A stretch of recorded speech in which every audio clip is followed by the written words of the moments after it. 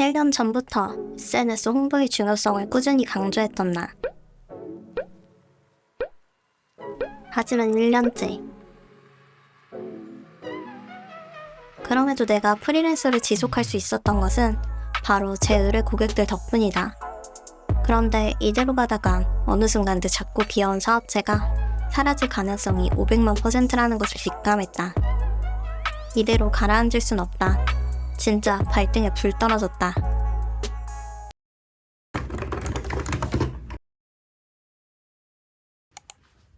먼저 1년 동안 홍보를 전혀 하지 않았음에도 프리랜서를 계속할 수 있었던 이유인 제 의뢰율에 대해 이야기해보려고 한다. 나는 프로젝트 진행 건수가 많은 편은 아니지만 의뢰 업체 중 대다수가 제 의뢰를 해주었다. 보통 프리랜서들이 어느 정도 제 의뢰율을 가지고 있는지 확인할 방법은 없지만 내가 생각하기에 나는 제법 높은 편인 것 같다. 그래서 그 이유를 곰곰이 생각해봤다. 아마 다 헛발질일 수 있겠지만 내가 생각한 이유는 이렇다. 첫 번째, 디자인 스타일이 맞았다. 홍보를 전혀 하지 않았기에 내 포트폴리오는 찾아보기 어려운 편이다. 그런데도 이렇게 꼭꼭 숨어있는 포트폴리오를 찾아 의뢰해준 클라이언트 분들은 아무래도 내가 선호하는 스타일을 좋아하는 클라이언트일 확률이 높았다. 실제로 디자인 의뢰를 받다 보면 포트폴리오를 제대로 확인하지 않고 의뢰부터 하는 경우가 있다. 누군가의 소개로 혹은 검색했을 때 가장 먼저 발견했다는 이유 등으로 일단 의뢰부터 하는 경우이다. 이런 경우 클라이언트의 선호도와 디자인 스튜디오가 선호하는 스타일이 달라서 서로 만족하지 못하고 아쉬움만 남긴 채 프로젝트가 끝나는 경우가 생길 수 있다. 하지만 나의 경우 대부분의 클라이언트가 포트폴리오를 꼼꼼히 확인한 후 의뢰했던 경우가 많기 때문에 클라이언트의 만족도를 높일 수 있었던 것 같다. 두 번째, 열정. 의뢰한 것 이상으로 제작하기. 모든 프로젝트에 그랬던 건 아니지만 전문가로 존중해주는 클라이언트를 만나거나 너무 재미있어 보이는 프로젝트를 진행할 때는 열정적으로 임하게 된다. 그런 프로젝트를 진행할 때는 나도 모르게 의뢰한 항목 이외에도 다양한 아이디어를 제시하게 된다. 기획 내용에 적극 참여할 새로운 아이디어를 내거나 소비자 관점에서 의견을 제시하기도 하고 또 어쩔 땐 자연스레 나온 여러 가지 디자인 아이디어를 클라이언트와 적극적으로 공유한 후 프로젝트를 발전시켜 나가기도 했다. 때로는 클라이언트가 괜찮다고 하는데도 내가 만족하지 않아서 더 나은 디자인 방향을 제시하며 수정을 자처하기도 했다. 물론 일정과 클라이언트의 성향 등 모든 조건이 맞을 때의 일이다. 특히 업체에서 나의 전문성을 인정해 프로젝트의 주도권을 넘겨주었을 때 이런 상황들이 많이 발생했는데 이렇게 즐겁게 열정적으로 프로젝트를 진행한 경우에는 클라이언트들도 높은 만족도를 경험했다고 피드백해 주었고 대부분 제 의뢰로 이어졌던 것 같다. 세 번째, 친절하고 전문적인 태도. 내가 가장 중요하게 생각하는 것은 태도다. 친절함이 세상에서 가장 큰 무기라고 생각하기 때문이다. 특히 프로젝트를 진행하며 소통을 하다 보면 태도가 그 사람이 전부인 것처럼 느껴지는 경험을 많이 하게 된다. 이러한 경험을 통해 태도의 중요성을 더욱 실감하게 된다. 그래서 나는 클라이언트에게 항상 친절함을 유지하려고 노력한다. 같은 말이라도 더욱 쉽고 친절하게 그리고 더 즐겁게 프로젝트에 임하고 있다는 것을 계속 어필하는 편이다. 너무 재밌을 것 같아요. 너무 하고 싶었어요. 제가 가장 좋아하는 스타일이에요. 이런 이야기들을 통해 프로젝트에 대한 애정을 거침없이 드러내는 편이다. 동시에 전문가로서의 관점도 놓치지 않으려 노력한다. 디자인을 진행할 때는 기획을 촘촘히 세우는 편이다. 그래서 시안을 전달할 때는 다소 길더라도 디자인 이유를 항상 덧붙인다. 만약 클라이언트가 설명이 부족한 부분에 대해 수정을 요청하면 무조건 오케이만 하는 것보다는 나의 디자인 기획 의도를 충분히 설명하고 그 의도를 해치지 않는 선에서 수정 방법을 제안한다. 이렇게 내 디자인을 명확하게 설명하는 연습을 꾸준히 하면 클라이언트에게 전문가로서 신뢰를 얻을 수 있다는 것을 사업하면서 많이 느끼고 있다. 그 외에도 디자인 공부, 트렌드 파악, 신기술 및 AI 공부, 마케팅, 책 읽기, 글쓰기 등 다양한 분야에 계속 관심을 두려고 노력하고 있다. 이런 작은 습관들이 종합적으로 내 작은 사업에 도움이 된다고 믿고 있다. 여기까지 들으면 사업을 잘 운영하는 것처럼 보이겠지만 사실 지금 내 사업은 매우 위태롭다. 그 이유를 지금부터 이야기해보려고 한다.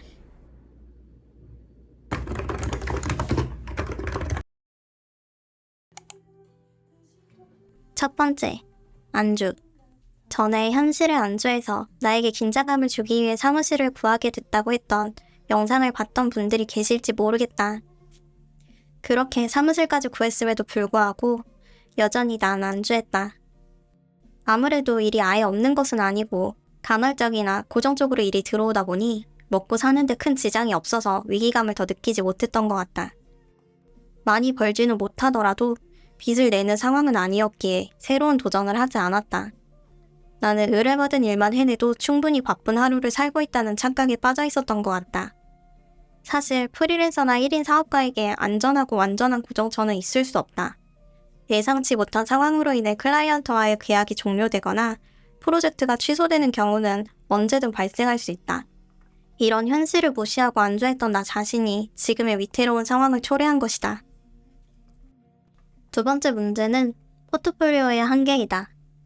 고정 고객이 10곳, 20곳처럼 다양하게 존재한다면 포트폴리오도 다양할 수 있겠지만 1인 기업 프리랜서인 내가 가질 수 있는 고정 고객은 많아야 5곳 정도 될 것이다. 이렇게 고정 고객이 제한되면 작업할 수 있는 기업의 카테고리가 정해져 버리게 된다. 이로 인해 다양한 디자인 컨셉을 시도하고 제작하기가 어려워진다.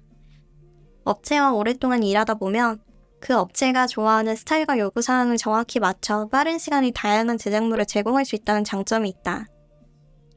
이는 클라이언트와의 신뢰를 쌓고 업무 효율을 높이는 데 큰 도움이 된다. 그러나 이러한 장점에도 불구하고 디자인 스튜디오로서의 확장은 어렵다는 점이 가장 아쉬운 일이다. 새로운 도전과 다양한 디자인 경험을 통해 성장하고 싶은 욕구를 충족시키기는 어렵기 때문이다. 마지막으로 직장인의 루틴이다. 나는 평소 거래처와 원활하게 소통하기 위해 근무 코어 타임인 오전 11시부터 5시까지는 컴퓨터 앞에 앉아있는 편이다. 꼭 그래야 할 필요는 없지만 프리랜서 초반인 만큼 빠른 대응으로 클라이언트의 만족도를 높이고 싶었고 나도 일하는 시간을 정해두어 건강한 습관을 만들고 싶었다. 이렇게 되다 보니 프리랜서의 장점인 유연한 시간 활용에 심리적인 제약이 느껴졌다. 어떤 연락이 올지 모른다는 생각이 평일에 약속을 잡거나 일정을 잡는 것이 부담스러워 최대한 자제하게 되었다. 이런 생활을 유지하다 보니 클라이언트 입장에서는 근무 시간에 연락이 빠르게 되는 업체로 인지하는 데는 성공했지만 나는 마치 직장 생활을 하는 것과 다를 바 없는 일상을 보내게 되었다. 불규칙한 생활을 청산할 수 있다는 장점도 있지만 프리랜서의 장점을 적극적으로 누리지 못한다는 아쉬움도 있다. 프리랜서로서 일과 생활의 균형을 맞추기 위해 유연한 근무 시간과 빠른 대응 사이의 균형점을 찾는 것이 필요하다고 느낀다. 그럼에도 불구하고 제 의뢰율이 높다는 것은 정말 감사한 일이다. 고정 고객들 덕분에 내가 지금까지 희망을 가지고 사업을 유지할 수 있었고 미래를 그릴 수 있게 되었다. 하지만 예상치 못한 상황으로 클라이언트와의 계약이 종료되거나 취소될 수 있는 경우가 발생할 수 있기 때문에 지금부터 이런 상황에 적극적으로 대비하기로 했다.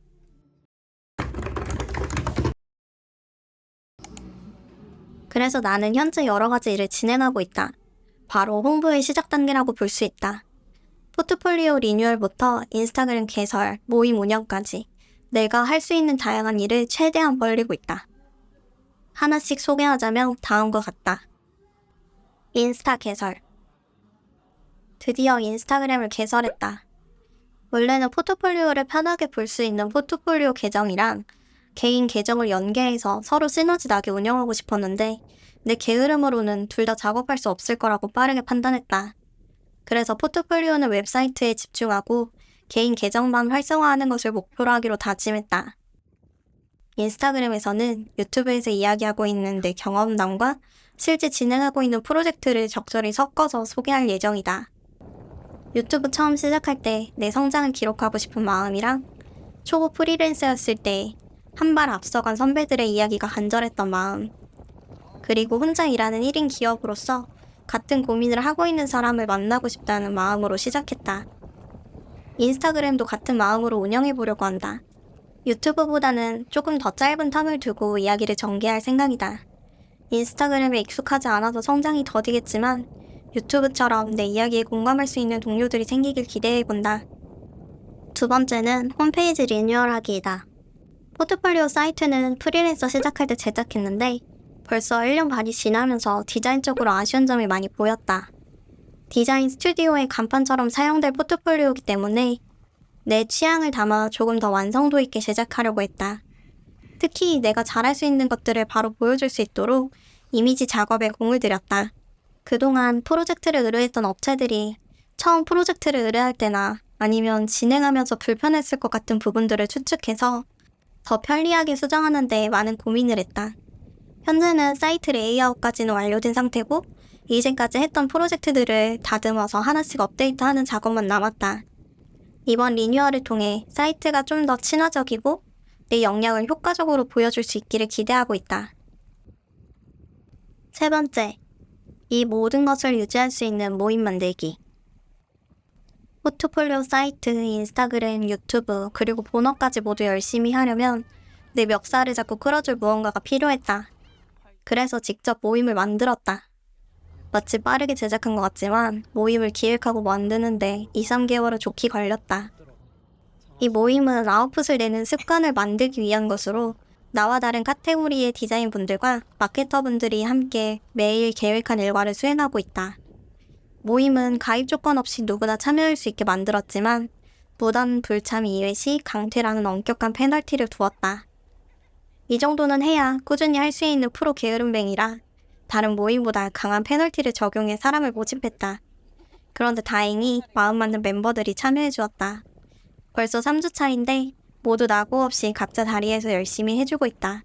함께 성장하며 서로에게 긍정적인 영향을 주고받는 공간으로 만들어가기를 기대하고 있다. 언젠가 돈이 아주 많으면 어떤 생활을 할지 상상해봤다.